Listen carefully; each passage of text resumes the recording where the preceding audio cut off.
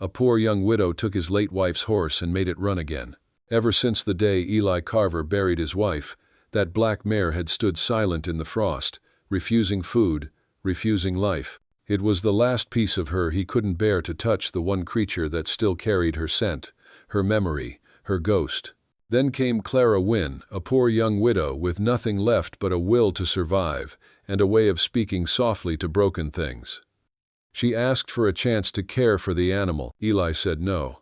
But the next morning, he saw her in the corral, brushing the horse's tangled mane, whispering words that sounded like prayer. Each stroke of her hand woke something long buried not just in the animal, but in him. Yet every look she gave, every breath of kindness, tore open the grave he'd built in his heart. Love, in his world, was supposed to be over. Still, when the horse finally took its first trembling steps under her hand, Eli knew, if it could run again, maybe so could he. But that hope came at a cost. The town began to talk, and the past refused to stay dead. And when the wind rose that night, carrying the sound of hooves and her name into the storm, one question burned in him like fire. Can the heart that's already buried once dare to live again? Montana Territory, winter of 1891, a land of silence and snow. The Carver Ranch sat alone between the frozen creek and the wind-cut ridge, its fences half buried, its barns sagging under white weight.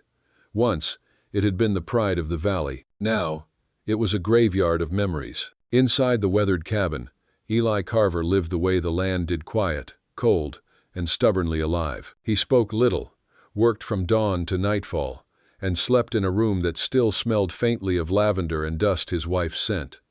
Her dress hung behind the door like a ghost that refused to leave. The black mare in the stable hadn't moved beyond the fence line since the funeral. Folks whispered that even the horse was mourning.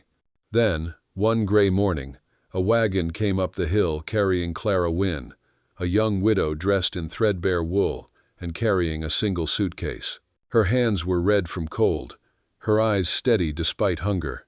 She wasn't beautiful in a way that turned heads, but something about her felt unbroken, even after life had tried. She came asking for kitchen work, anything that could earn her and her little sister a meal. Eli almost turned her away until she noticed the mare standing alone and whispered, "She's waiting for someone to believe she can still run." He didn't know why those words stopped him. Maybe because, for the first time in years, he realized she might not be talking only about the horse. The first snow of December fell thick that morning, softening the sound of hooves and breath. Eli had warned Clara not to touch the horse, not to feed it, not to go near it. "It don't want saving," he'd said flatly, but rules meant little to a woman who'd already lost everything. Before dawn, Clara crept from the kitchen with a small bundle of hay and a single apple she'd kept from supper. The mare stood at the far corner of the corral, her ribs showing beneath a dull coat, her eyes lifeless as stone. Clara spoke softly, as if talking to an old friend, her voice trembling in the cold air. "You miss her, don't you? I know what that feels like." Eli's voice cut through the wind. "I told you to leave it be." He stood at the gate, coat half buttoned, anger masking something deeper, fear. "Clara didn't move. If no one had cared for you after she died, would you still be standing?" Her words hit harder than he wanted to admit.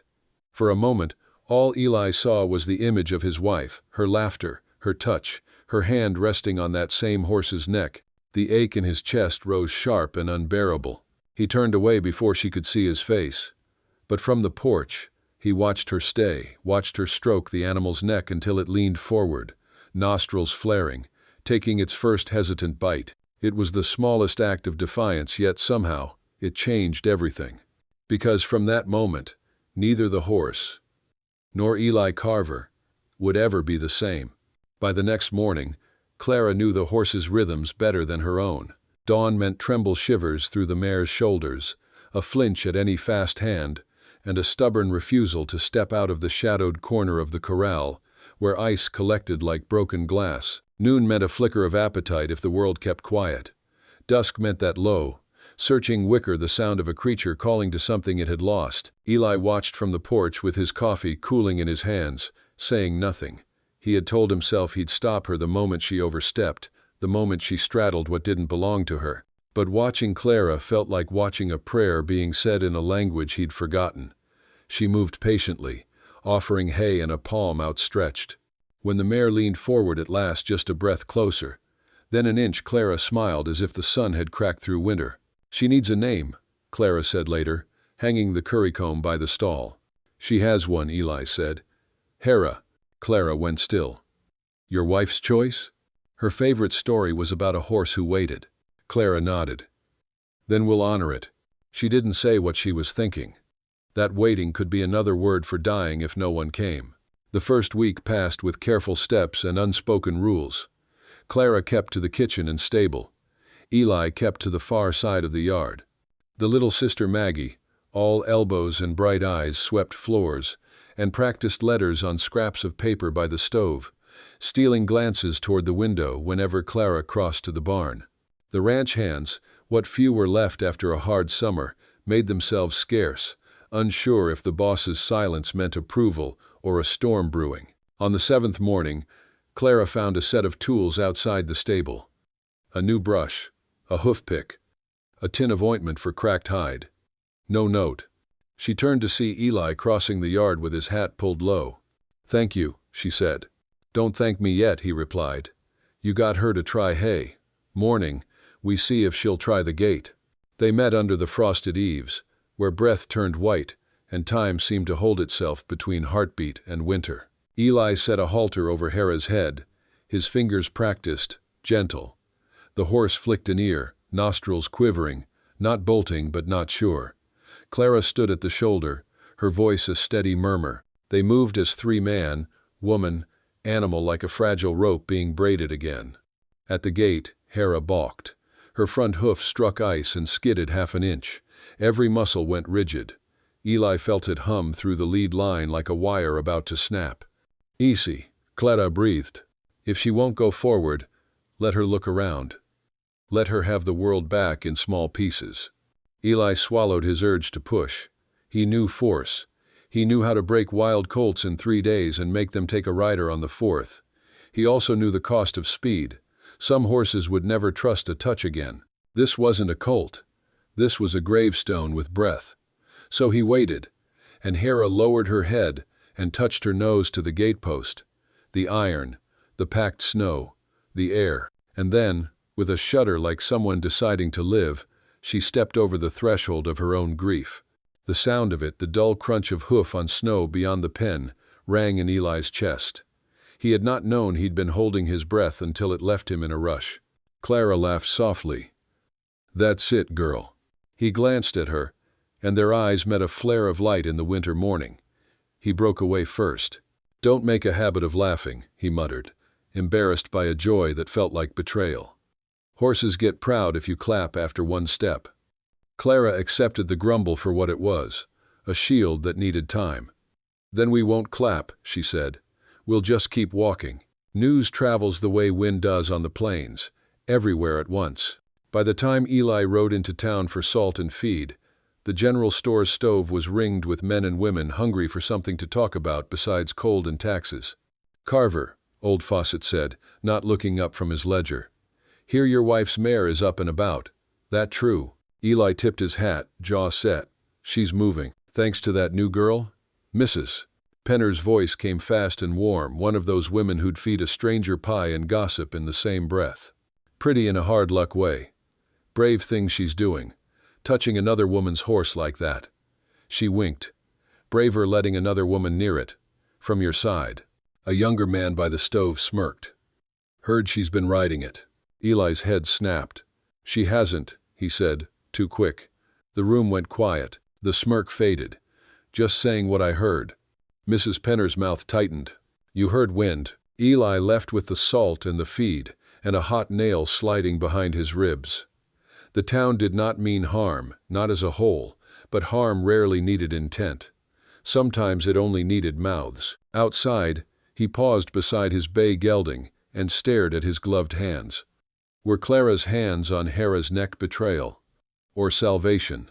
Which would the town choose if it had to pick one word? On the ride home, he told himself it didn't matter what anyone said. Men could talk themselves hoarse about a winter sky, and the sky would still snow how it pleased. But words had a way of drifting under doorways. He found himself tightening his coat against a wind that hadn't started yet. Eli's late wife had been called Nora, a name that felt like river water in the mouth. The ranch still carried her in small, soft ways. A chipped mug painted with blue cornflowers, a shawl folded at the foot of a bed no one slept in, a thin braid of horsehair hung by the door. Clara learned all this in glances, never in the shape of a story offered freely. Eli did not speak of Nora, and Clara did not ask. She needed no ghosts to understand the living. Work drew them into orbit. Two people cannot care for a horse without, at some point, touching the same halter, stepping into the same patch of light, or finding their voices shaping to the same low note. The first time Eli's hand brushed Clara's wrist as he passed her the lead rope, it felt like electricity through wool. They both stepped back, each startled by a light switch flipping on in a house they'd boarded up. Maggie watched all this with the keen eyes of a child who'd learned to read hunger and warmth better than letters. She adored Hera, immediately stood on a crate and fed her little slices of carrot, giggling when the velvet lips tickled her fingers. "Careful," Eli warned, but gently. "She'll be greedy soon as she remembers how." "That's all right," Maggie said. "We can spare carrots for greedy." Clara smiled. "We can. Then. Long as the carrots ain't from my supper," Juan, the oldest ranch hand, called from the haystack. He grinned when Maggie stuck her tongue out. The yard felt different when Hera walked its length. Even the fences seemed to straighten. Winter could make people forget. A horse in motion reminded them. Not everyone wanted reminding. 2 weeks into Hera's return, a visitor rode in from the east, Paul Anders, Nora's brother. He wore a dark coat and a colder expression, sat a little too straight in the saddle, like a man trying to become a rule. Eli came out to meet him, eyes wary. "Paul." "Eli." Paul slid off his horse and looked around, taking inventory the way grieving men do when they need to tell themselves they still have some control. His gaze landed on the mare in the far paddock, on Clara beside her, and hardened. "That her?" he asked. "Hera," Eli said. "And that the girl?" His mouth clipped the word. "Clara Wynn. She was hired for the kitchen. Seems she's in the wrong room." Eli felt the old lit fuse inside him, pride rubbing against shame, grief against anger. "She helped," he said, aware of how thin the words sounded, how inadequate to everything he couldn't explain. Paul stared at the horse. Nora loved that mare like a child. If she saw a stranger laying claim— "No one's claiming anything," Eli said. Paul's eyes swept back to Clara. She had stepped away from Hera now, a polite distance, but her presence altered the air all the same. "Town says she's riding it." Eli's jaw flexed.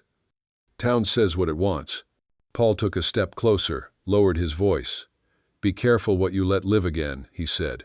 "Sometimes you resurrect things that don't belong to you." "One." He mounted and turned without waiting for an answer. The line he left behind hung like frost on wire. Eli hated him for saying it. He hated that he understood. That night, Eli stood by the fire long after the house had gone quiet, listening to the pine crackle, the almost sound of hooves in his memory. Nora laughed somewhere he couldn't reach. Clara's steady voice threaded through the barn. He stared at his hands and wondered what belonged to him anymore.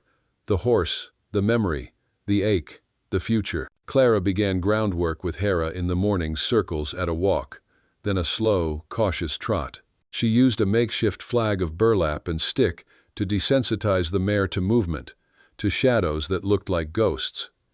Eli watched the way Clara leaned with the horse, never against. He had broken horses long enough to know that grace.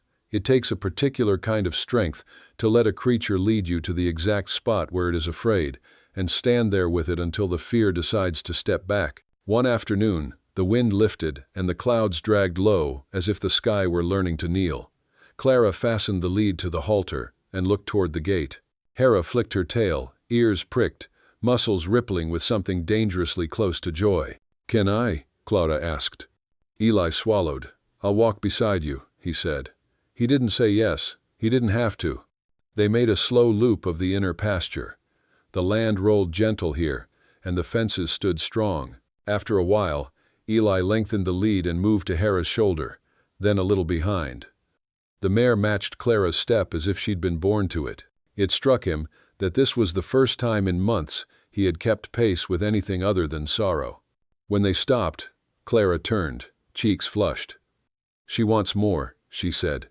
"She'll tell us when she's ready to carry," Eli answered. Clara nodded. But that night, when the wind laid its cheek against the eaves, and the world hummed with a warning that no one could quite interpret, she dreamed of riding of Hera beneath her in the pale blue light before sunrise, the land opening like a held breath, finally released. The day chose its moment. A flock of crows, startled from the cottonwoods by the creek, black slashes against an iron-gray sky. The temperature seemed to drop between one step and the next. Juan cursed softly as he hauled a bale. He knew a storm's signature by feel. Eli looked up and measured the horizon with a rancher's eyes. There would be snow by nightfall, and a lot of it. "Bring in the yearlings," he told Juan. "Maggie, stay inside. Clara, I'll tarp the feed," Clara said. They moved like a team that had always been one, and the familiarity stung even as it soothed. When he glanced at her, she was cinching the last knot with quick, sure hands, hair whipped wild by the wind. By noon the first flakes started a dusting, an omen. Hera paced her paddock, ears twitching, not nervous but alert, as if listening for a sound inside the snow. Clara spent longer at the fence than she meant to, murmuring about the storm, about warmth and waiting it out, about how not every darkening sky meant the end of the world. "Keep her in," Eli said over the wind. "We'll ride it in the barn." Clara nodded. But in the afternoon, when the gusts hit like a shoulder, and the light thinned to pewter, the back latch on Hera's gate, old, stubborn, never trustworthy, shook loose. The mare, head high, felt the space and stepped through. Clara turned just as Hera cleared the paddock. "No," she called, already running. Eli heard the shout and came from the tool shed at a dead sprint. Hera wasn't bolting. She was seeking nose up, ears forward, moving toward the open pasture that led to the creek, to the sound of water under ice, to memory. Horses remember the places where life last made sense. "What is she looking for?" Clara yelled. "Something she lost," Eli said, and the words burned because they were about both of them. Wind cut their faces raw. Snow began to fall with intent now, fat flakes that stuck and obscured. Eli grabbed a halter and a rope from the fence. "We circle," he said. "Don't get between her and whatever she thinks she needs. Let her stop and look. Let her see us and choose us." They moved into the pasture, boots breaking the crust. Hera turned at the sound of their steps but didn't flee. She hovered, moving away just enough to keep the distance safe for a heart that had been hurt. "Easy, girl," Clara said, voice rounded by the storm. "We're here." The mare took 2 more steps, paused, breathed steam, and then, because something in the timbre of trust cannot be faked, shifted her weight toward Clara and let the halter slip over her ears. Eli didn't realize he'd been shaking until his hands steadied. He looked at Clara, snow spiderwebbed in her lashes, cheeks raw, hair pasted to her forehead. Something in him gave. "You did good," he said. "We did," she answered. And the we sat between them like a fragile glass that neither dared set down too hard. They walked Hera back to the barn. The storm darkened to a premature dusk, the wind rising like a warning. Eli checked the stall doors twice, then a third time. He told himself it was for the horse. He wasn't sure who he was trying to convince. That night the storm arrived like a slammed door. The world shrank to the reach of an arm. Wind keened through the chinks of the cabin, shook the sycamore by the porch until it sounded like bones. Snow drove at the windows so hard the glass seemed to pulse. Eli laid extra wood by the stove and checked the latch on the barn again, a lantern halo wobbling before him. Hera snorted soft in the warm hay. Clara's shadow joined his. "She's calm," Clara said. "She trusts the walls." "Yeah." "She trusts you," Eli said, not meeting her eyes. He adjusted the blanket across Hera's back like a man with too much to say, and no idea how to put any of it into a world that would not be gentle with it. Back at the house, Maggie curled beneath quilts. Clara sat at the table with a cup between her hands. Eli poured coffee he didn't want. They listened to the storm. Between gusts, the room felt like a held breath. "Between one gust and the next," Eli said. "Town's talking." "No." Clara smiled without humor. "Town always is.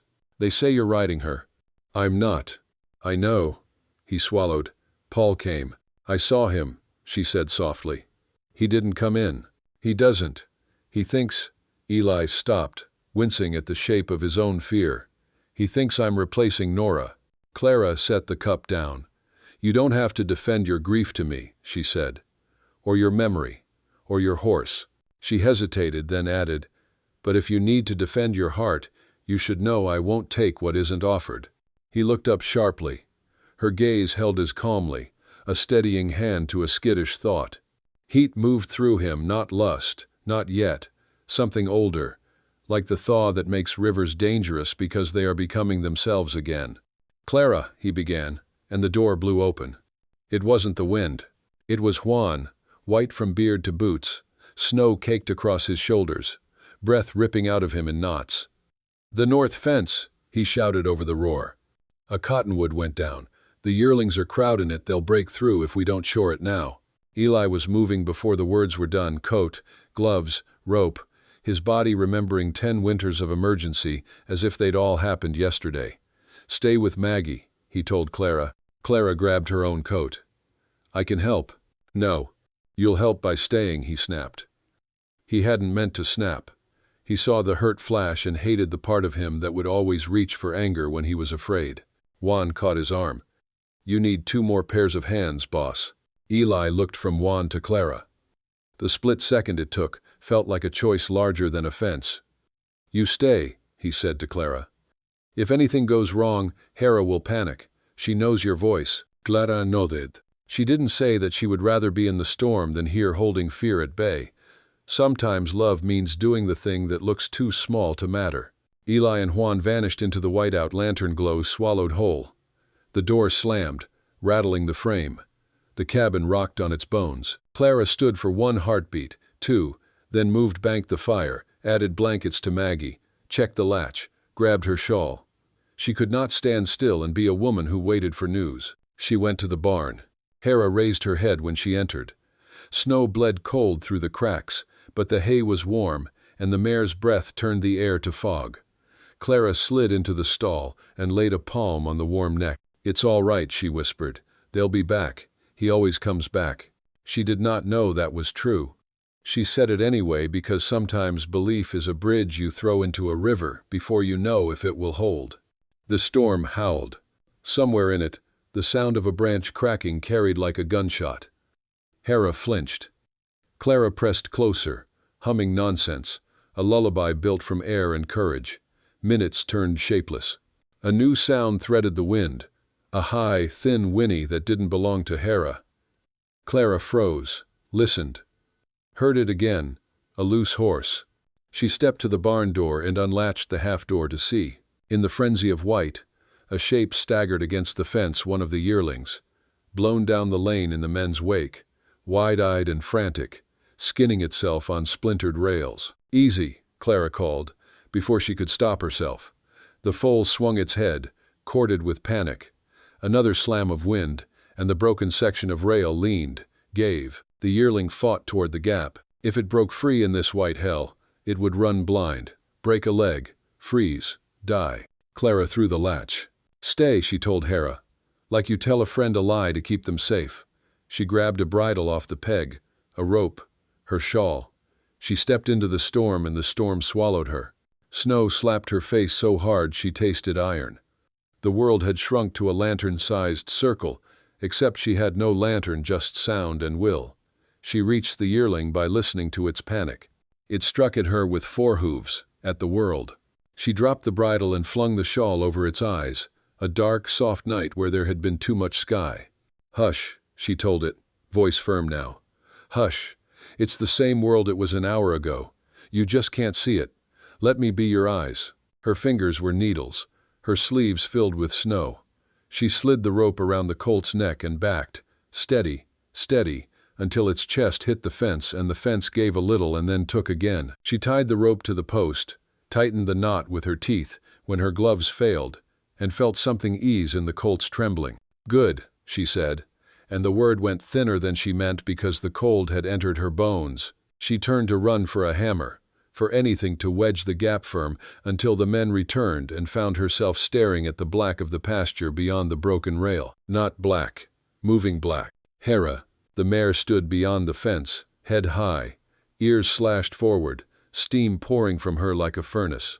The stall door behind Clara yawned open. She hadn't set the latch right in her hurry. Hera had followed her into the storm. "No," Clara said, raw. "No." The wind took her protest and chewed it. Hera stepped closer. There was enough sense left in the mare not to leap the fence, enough terror to try if Clara moved wrong. Clara's heart slammed. If Hera bolted now, she would be lost. The world narrowed to one choice: call her back or push her away. If she called, Hera might come and trust might tether them both to safety. If she shouted, fear might save one and break the other forever. Clara lifted her hands, every instinct screaming. "Hera," she said, steady, "listen to me." The mare took another step, eyes wide, searching for the one voice that had given her the world back in small pieces. The wind gathered itself for a new hit. Beyond the cottonwoods to the north, a lantern flared, the faintest promise of men returning, of help, of life. It guttered and glowed again. Clara swallowed a sob. "Good girl," she whispered, choosing not to break what they had rebuilt. "Back to the barn. Back." Hera flicked an ear.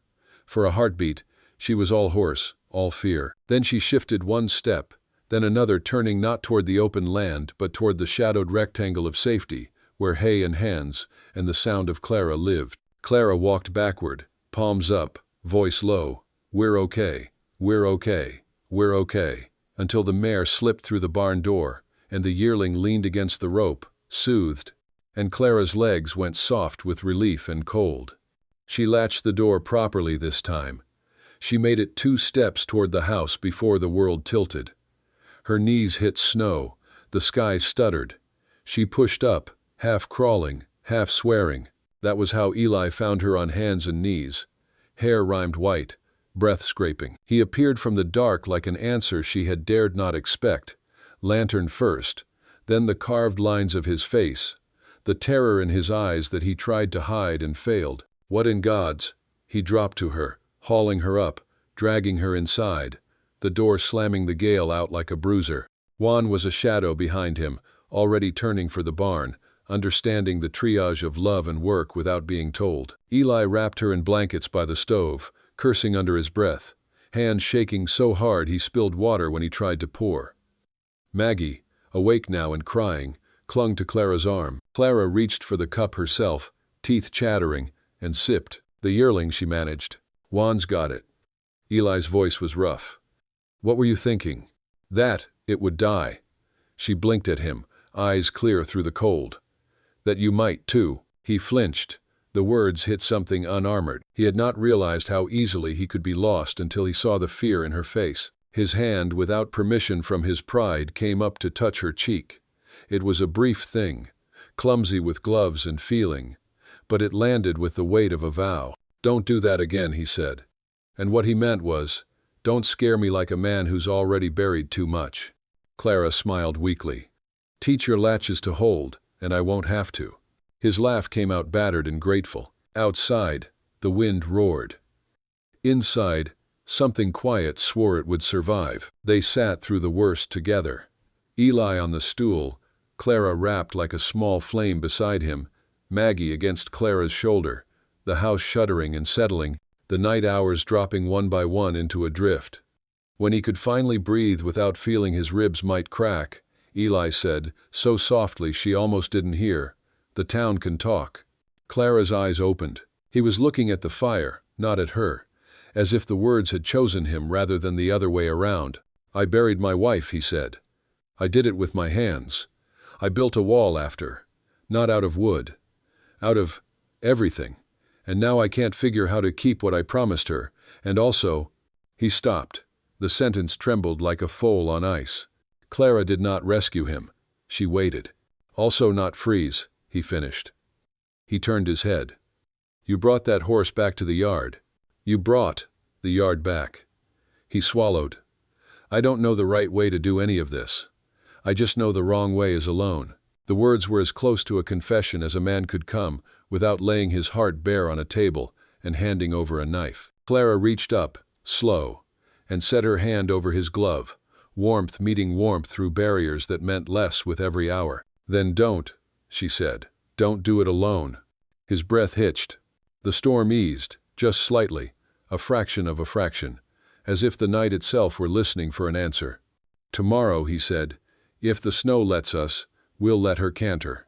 Clara's smile reached someplace in him no one else had touched since river-water laughter had gone quiet. "She'll like that," she said. "Will you?" She met his gaze. "I don't know how to like things halfway." He nodded, a rough, grateful motion. He did not kiss her.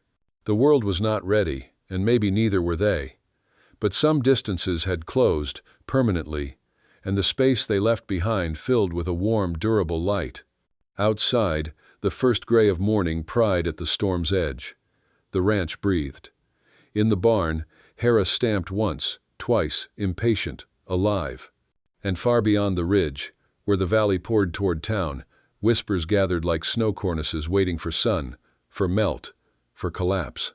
When day broke, what people said would either cut or be rendered harmless by the sheer fact of what was true. For now, inside the small, stubborn circle of their survival, 3 hearts beat in time, with a 4th in the stall. They would pay for this hope. Or they would be carried by it. Either way, there was no going back. By the time the storm broke, the world outside looked remade. Snow lay clean and unbroken, muffling every sound, the sky a hard, merciless blue. Steam rose from the stable as Eli flung open the doors and stepped into a warmth that smelled of hay, sweat, and survival. Hera turned her head at his voice. The mare was eating steady, calm, alive. Clara stood beside her, pale but smiling, her hands still chafed from the cold. The sunlight caught in her hair like gold dust. "She's fine," Clara said softly, not turning. "She shouldn't be," Eli replied. "Not after last night." He reached out, laying his palm on Hera's neck. Beneath his hand was heartbeat strong, relentless. His throat tightened. "She shouldn't have made it through that storm." Clara smiled faintly. "Neither should we." For a long time, neither spoke. Eli could hear the gentle scrape of Hera's teeth against the hay, the rustle of straw beneath their boots. Life, quiet, stubborn, unremarkable, had found its way back into the room. Then Clara moved toward the tack wall, picking up the halter. "She's ready to run again," she said. Eli frowned. "You don't know that." "I do." Clara met his eyes. "And so do you." By mid-morning, the snow was beginning to soften. The sky was a vast, colorless canvas, the air sharp enough to sting. Clara led Hera out into the pasture, the horse's black coat gleaming like obsidian against the white. Eli followed at a distance, his heart thudding with something between awe and fear. He remembered the last time he'd watched that horse run, Nora's laughter ringing out like a bell, her hair streaming behind her, sunlight turning everything gold. That image had been both his salvation and his punishment for 2 long years. Watching Clara now, her movements sure and quiet, was like watching a ghost become human again. She stepped up to the mounting block. "If I fall, let me," she murmured. "It's the only way she'll know she's free." "Clara!" Eli's protest died in his throat. Hera's ears flicked, muscles bunching, ready to move. Clara met his gaze. "Trust her. Trust me. Though." Then she swung up, one smooth motion, and for a breathless second, both horse and rider froze. And then Hera ran. Snow flew in sheets behind her hooves. Her mane streamed wild, her breath turning the cold air into clouds of silver. Clara's skirt whipped, her laughter soft, surprised, alive, carried across the valley like a song Eli had forgotten he knew. He stood at the fence, unable to move, every bone in him caught between grief and wonder. Hera circled once, twice, then slowed, sides heaving, eyes bright with life. Clara slid down, landing lightly, cheeks flushed pink, eyes shining. "She remembers," she whispered. "She remembers how it feels to be alive." Eli walked toward her slowly, every step heavy with words he didn't know how to say. "You could have broken your neck."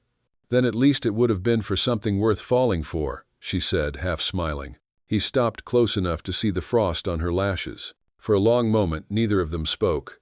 The air between them pulsed warm, trembling, dangerous. But before he could answer, a sharp voice split the silence. "What in hell is going on here?" They turned. Paul Anders sat his horse at the edge of the fence line, his face red with cold and fury.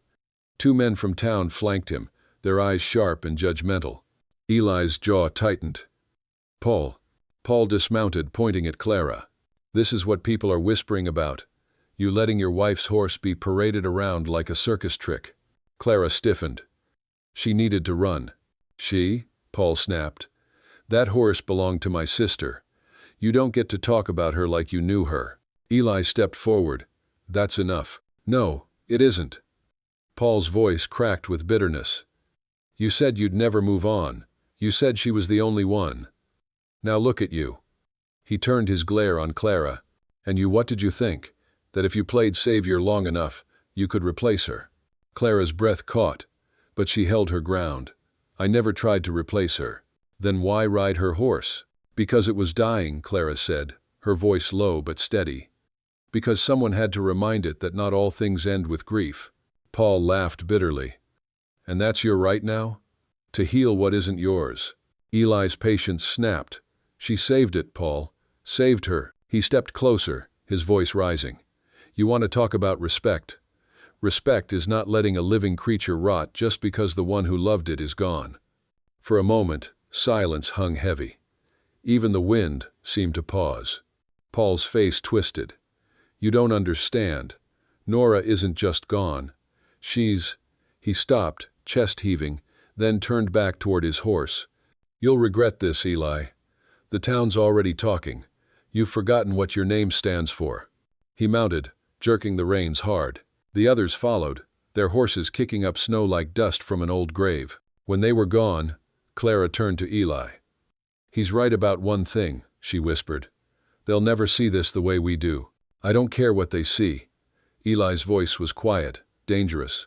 But I care about what you feel. Clara looked at him, her eyes soft and wet.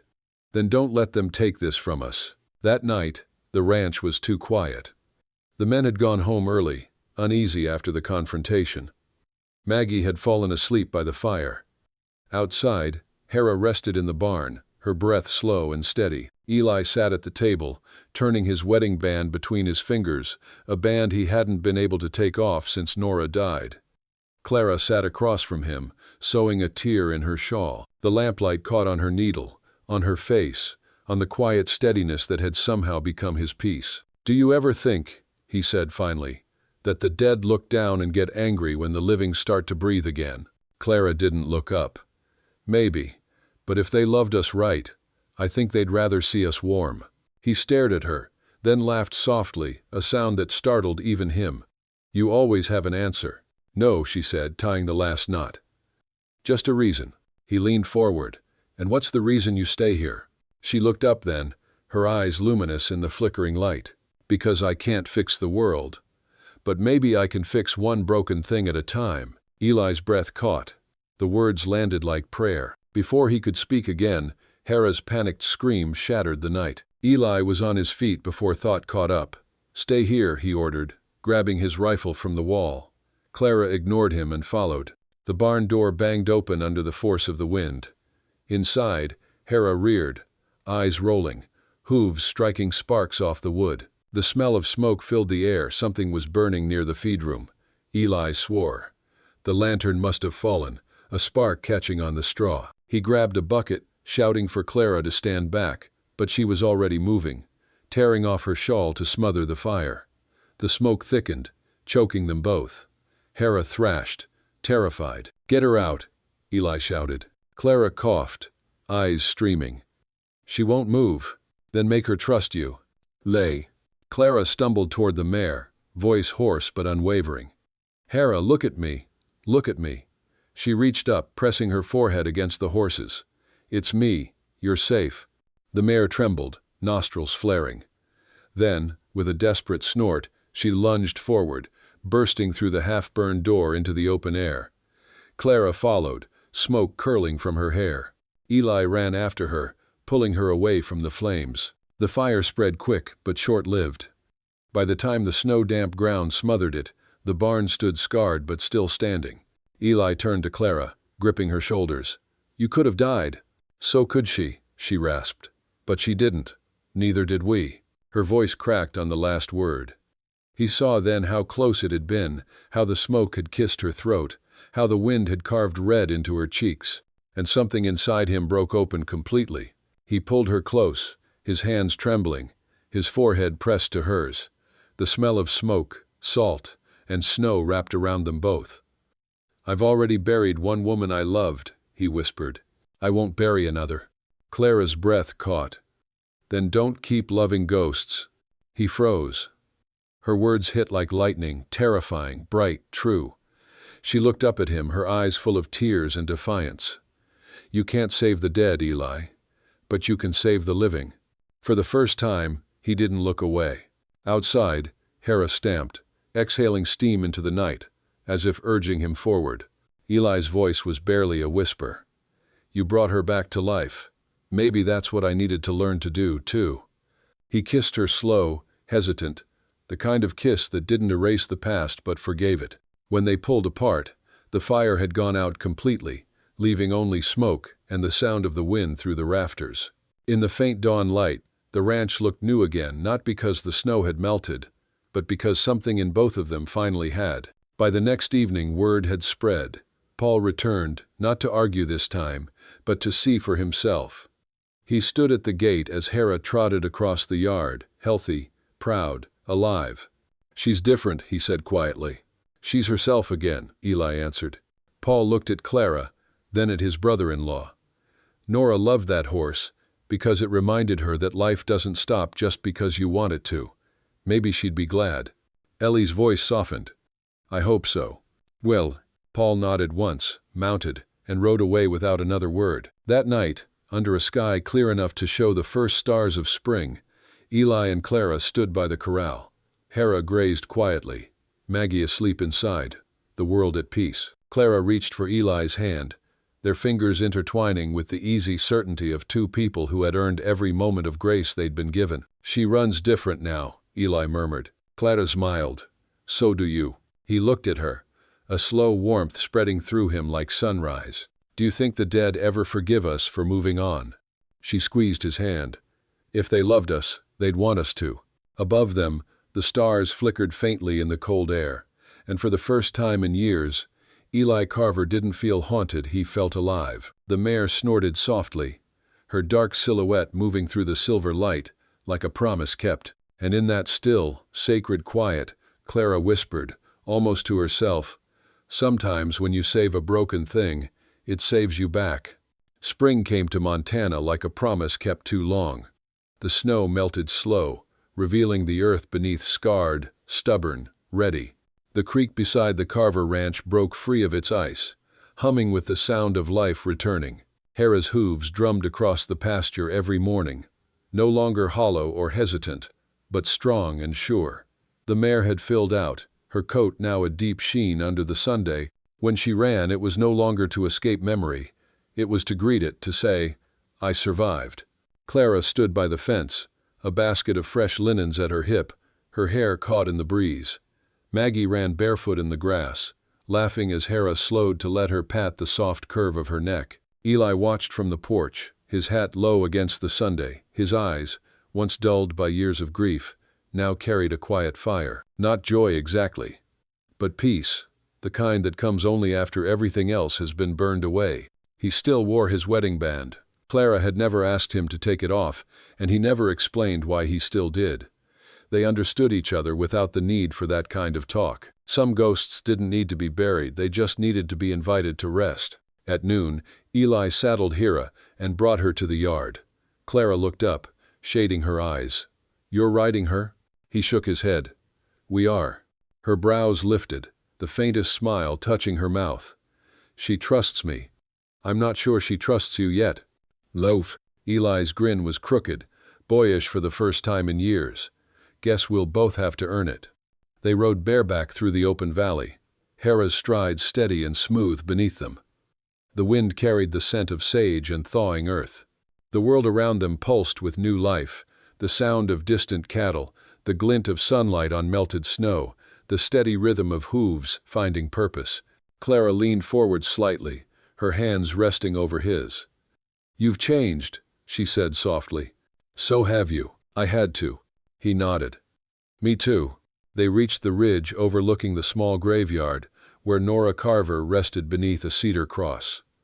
Eli reined Hera to a stop, dismounted, and stood in silence. Clara slid down beside him. He knelt, brushing away the dry grass that had gathered around the cross. For a long while, he said nothing. The wind stirred his hair, the sky wide and blue above him. When he finally spoke, his voice was low. "You'd like her, Nora," he murmured.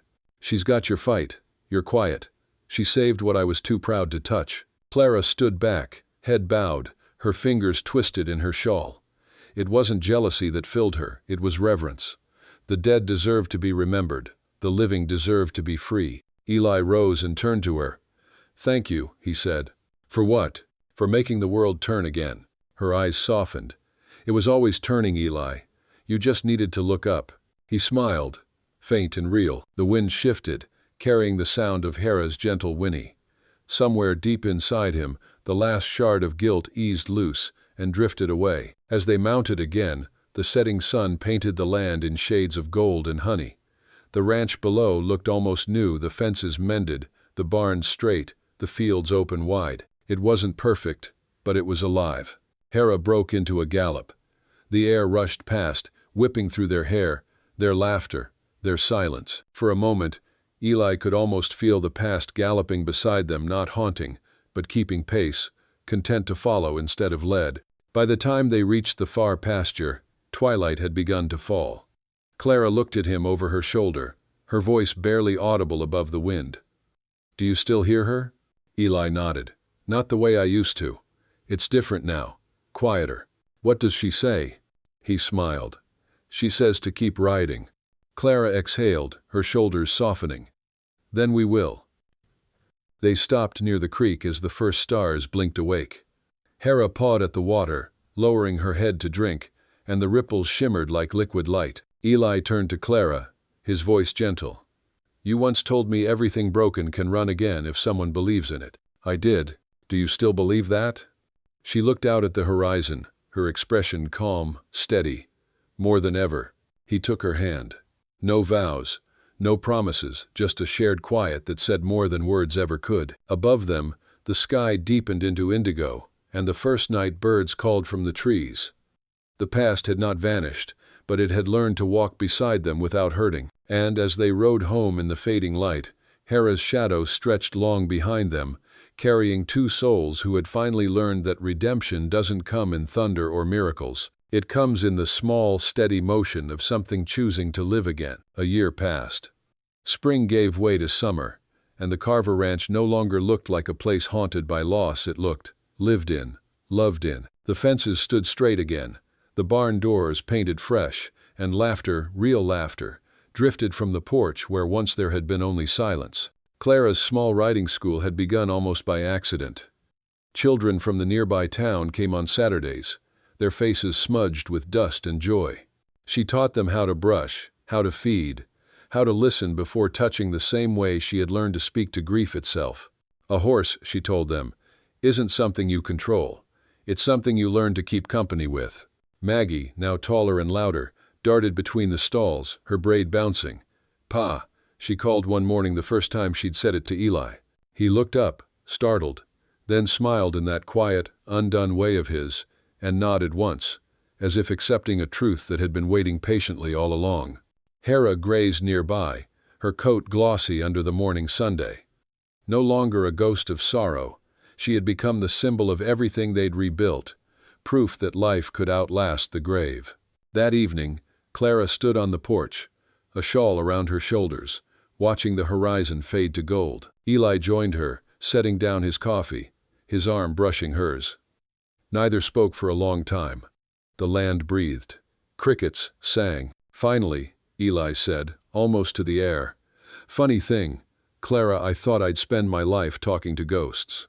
Clara turned to him, her smile soft.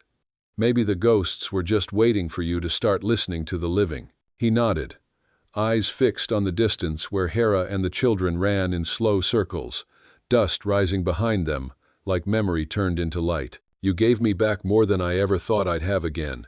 "No," she said quietly, resting her head against his shoulder. "We gave it back to each other."